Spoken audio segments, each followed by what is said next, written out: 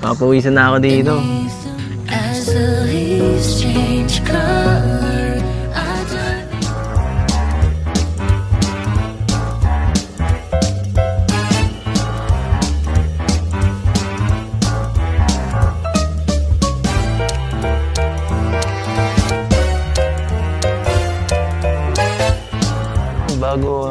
bago tayo umuwi, sana makarequest naman ako kahit isang kiss. Para ano naman, para mapasaya naman natin yung mga manonood dyan. Yung manonood o ikaw? Lagi akong inaano kasi din minsan ng ano eh. Binibigyan ng kung ano-anong wish ng viewers eh. Ikaw lahat ang nag-wish niyan eh. Konti lang. May konting sa akin. Tagal na kasi natin. Kahit isang kiss lang, wala naman eh. Sige na, dito May lang. forehead kiss na baga tayo. Iba naman yun. Iba naman yung sa kiss niya eh. Iba pati yun ngayon. Sige na, habang wala pang tao. Kukunti pa ang ano. Habang tayo pa lang dito. Sige na. Ready ko na. Sige na. Sasabihin ko na lang kay pinsan. Ipakat itong clip na to. Chat ko na lang mamaya. Bilisan mo na, baka may dumating eh. Hi, kakainis na ito.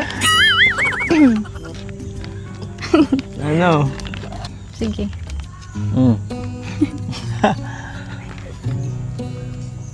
Waiting. Oh. Pumikit ka. Oh, ito na.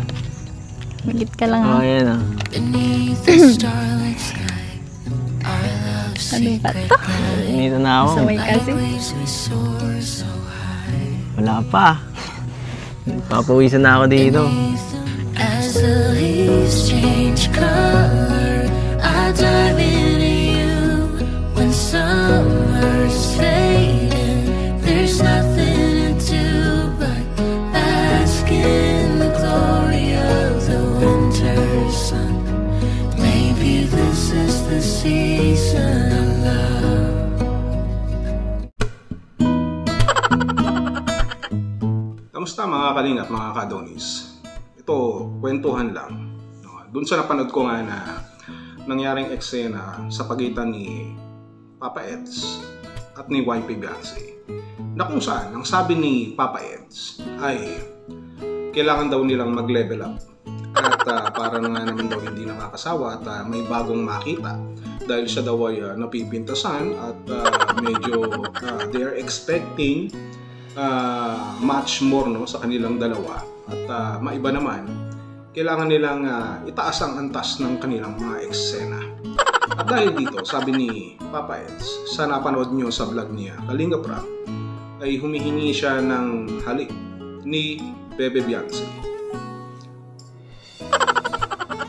Talaga ba? Napaisip tuloy ako. Parang hindi ko naman ginawa yun dati. Sa akin, no. I never asked for that sapagkat sa akin kusang binibigay ang halik at ako pa mismo ang ninanakawan ng halik. Kaya siguro naging rosy cheeks ako. Kaya dito kay Papa Eds, dahil hindi naman siya ako, kailangan niya talagang gawin yan at gawing rason yung mga viewers, yung mga supporters, yung kanilang mga sponsors, yung mga nagmamahal sa Edsy na inutusan siya at nag-request sa kanya para humingi ng halik, matamis na halik dito kay Beyonce. At siyempre, pinagbigyan naman. At yun nga ang inaabangan ninyo. Inabangan ko rin naman yun. At talagang napakasarap.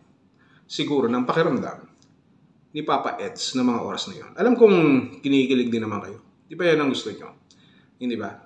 At siyempre, masaya tayo na nakikita natin na silang dalawa ay masaya.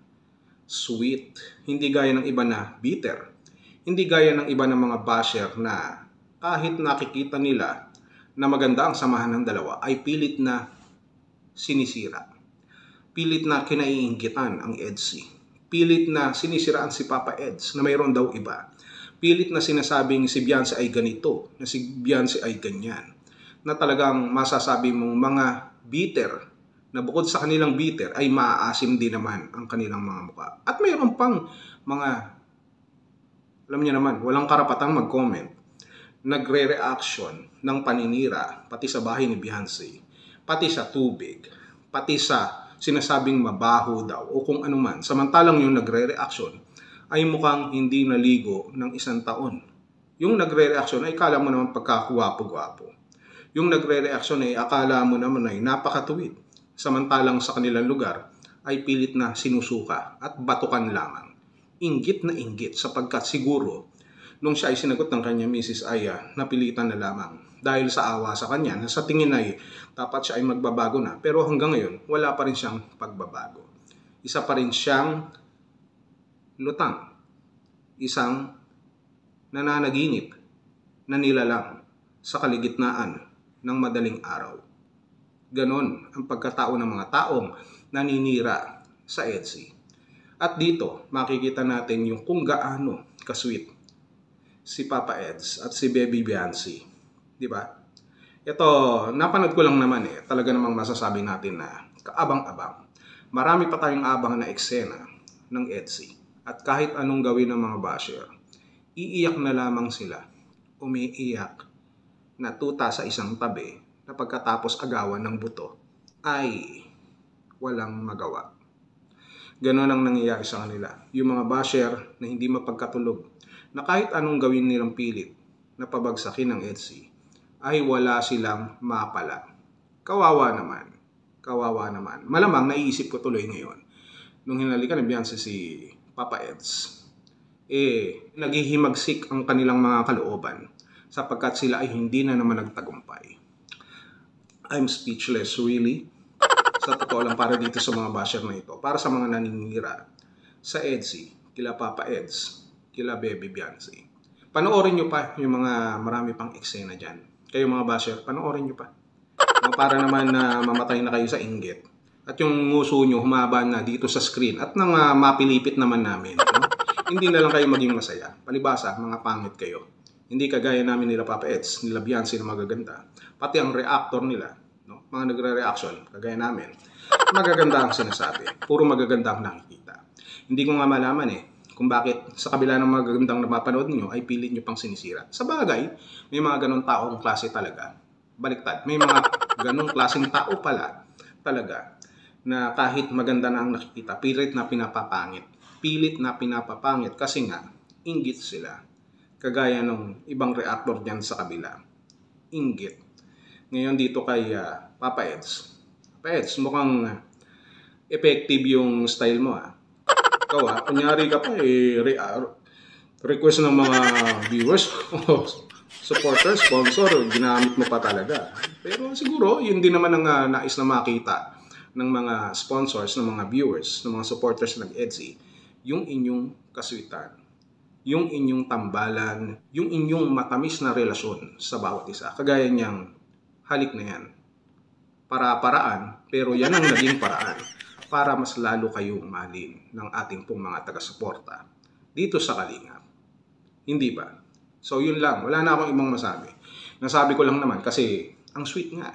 Ang sweet. Pinabilib mo ako Papa Eds sa diskarte mo. Sa bagay, magkaiba tayo ng diskarte kasi nga baliktad. Sa akin, ang nagsasabi niyan, babae. Dito sa EDSI, ikaw. Pero, that's how it is. Di ba? Kaya na lamang natin yung mga inggit na pumikit diyan sa inyong eksena ng halik na talaga namang napakalagkit. Parang kalamay. Parang biko. Di ba?